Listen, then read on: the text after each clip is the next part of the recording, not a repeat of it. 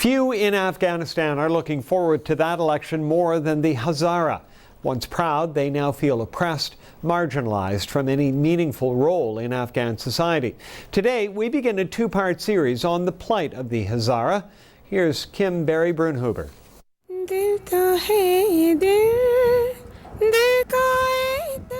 Legend has it their hearts beat with the blood of Genghis Khan, that they're descendants of the Mongol hordes that occupied most of Asia. Now, however, they're no longer conquerors, they're the vanquished, treated like mules, persecuted. They have been targeted for almost a century. At times, almost exterminated. They were killing everyone. Many Hazara have no rights. The Uzbek come and say, beat him because he is Hazara. Their slums have no infrastructure. They have no water, they have no food, no job, nothing. They are going to die. Their politicians have no say. When I say something to a minister, it is different to another MP. And their youths have no hope. Things are getting worse. But slowly, all of that is changing. So much so, some are starting to believe the very future of Afghanistan might well be in the hands of the country's most mistreated and misunderstood people. We are headed in the right direction.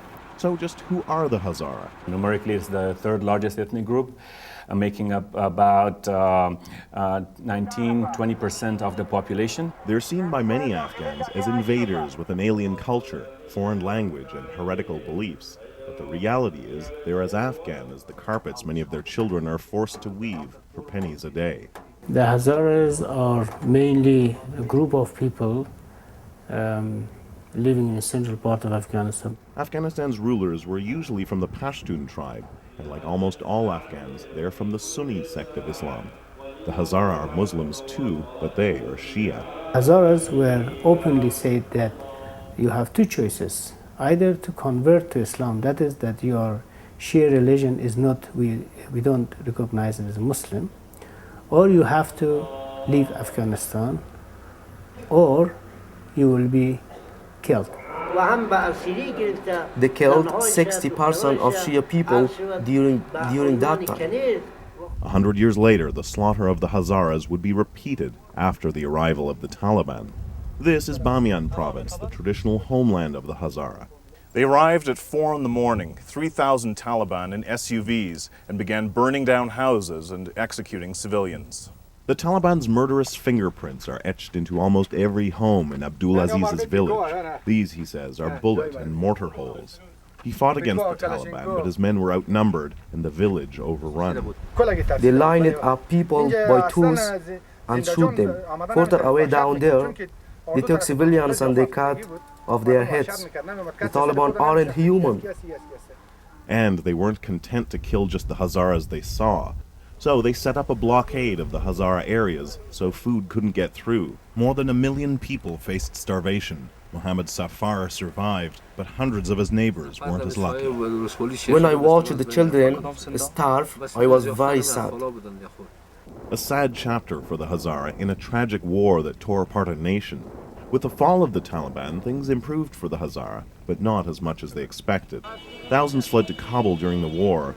Many Hazara who came back from refugee camps in Iran and Pakistan say they now feel like refugees in their own country. I was a refugee and I came back from Iran. Now we have to sleep in our cots. I'm going to die, certainly. You can see it with your eyes. Most Hazaras in Kabul live in poor Hazara-only neighborhoods like this one, with less access to water, power, and sanitation than the other areas in the city. But many feel settling elsewhere would have deadly consequences. Abdul Manan almost found out the hard way. He said to other Pashtun, I have a Hazara working for me, come and beat him. Then they beat me and abused my wife. They threw her and one of my sons in a river. I complained to the Human Rights Commission and the police station, but no one paid attention to me. Now he and his family squat by the mosque, living on handouts. A long fall for a proud man. Now I have no house. You can see my sons. They have no clothes. I have no money. But I'm sad because I have no future. The future of the Hazaras was supposed to improve under the new coalition government, which pledged to treat all of its citizens fairly. Some experts insist the ethnic divisions are disappearing now that all groups have representatives appointed to key government posts. But many feel those Hazara faces are just window dressing. According to the law, I have the same power as the others have. But according to the situation of Afghanistan, I don't have those power who the other. They are cheating us because we are Hazara.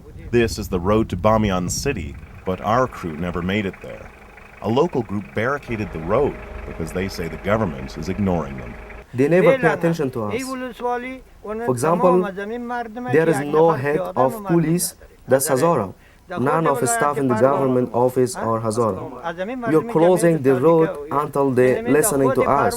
This is just a group of angry old men with no weapons and plenty of tea. But what happens when the Hazara youths feel they have no voice and no choice but to strike back?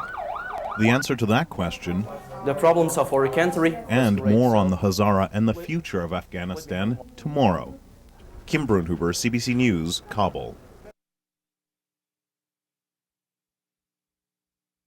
Well, there's no doubt life has been difficult for Afghan civilians in recent years. The Hazara was once a proud society in Afghanistan. Descendants of Genghis Khan, they are a Shia minority in a predominantly Sunni country. Today, they are oppressed and marginalized. Now, the conclusion to our two-part series on the plight of the Hazara. Here's Kim Brunhuber. Ayub Ahmadi struggles under the weight of thousands of shoes. Shoes he could never dream of buying with a salary of less than $2 a day. this is very heavy, but I cannot find you other job. He can't find a job because he's Hazara. Of the 6 ethnic groups in Afghanistan, the Hazara occupy the bottom rung in this country. These descendants of Genghis Khan and the Mongol invaders that conquered Asia have now, in many cases, been reduced to the status of pack animals. Their children forced to work for pennies a day weaving carpets. Most Hazara say they can't leave their slums to look for work in areas dominated by other ethnic groups because the consequences could be deadly. I cannot go any other area to work because I'm afraid. If I live here, they will kill me because they will say, you are Hazara. Unlike most Afghan Muslims who are Sunni, the Hazara are Shia. Because of this, during the 1800s, 2 out of 3 Hazaras in the country were put to death by their own king. 100 years later, the Taliban tried to exterminate them. It has been an ethnic group that had been totally disfranchised, marginalized, and oppressed for about 2 long centuries. Now, there are Hazara politicians, some in important posts, but many of them insist they're actually powerless. I am Hazara, and I think when I say something to a minister, it is different to another MP. So far, Hazara protests have been non-violent, but some feel that's about to change. The problems of our country, This teacher says the problems are getting worse and the restless Hazara youth might soon turn to violence. really it is frustrating, but in the future we may have worse than this one. Why do you say that? Because due to the problems that I can tell you, sir, and the problems are increasing. But if the problems in Afghanistan are increasing, so too are the number of Hazaras who are fighting for change. They stand behind the government and behind the new democratic process in Afghanistan, and they've really bought into the education. During the war, Javed Zirak came to America to study.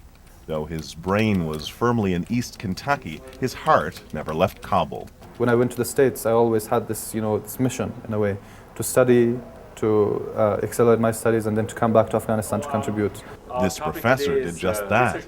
In the 80s, he emigrated to the U.S. and became a successful executive at Sony, earning more than $100,000 a year. Now he's back in Kabul, by choice. No luxuries, and 1/3 of the salary. Now it's time for me to come back and see if I can extend some of that opportunities to my people in general, to the people of Afghanistan in general, and to my ethnic group, Hazaras in particular. Despite the increase in religious and ethnic violence, there's another more positive trend. a surge in the number of Hazaras going to university.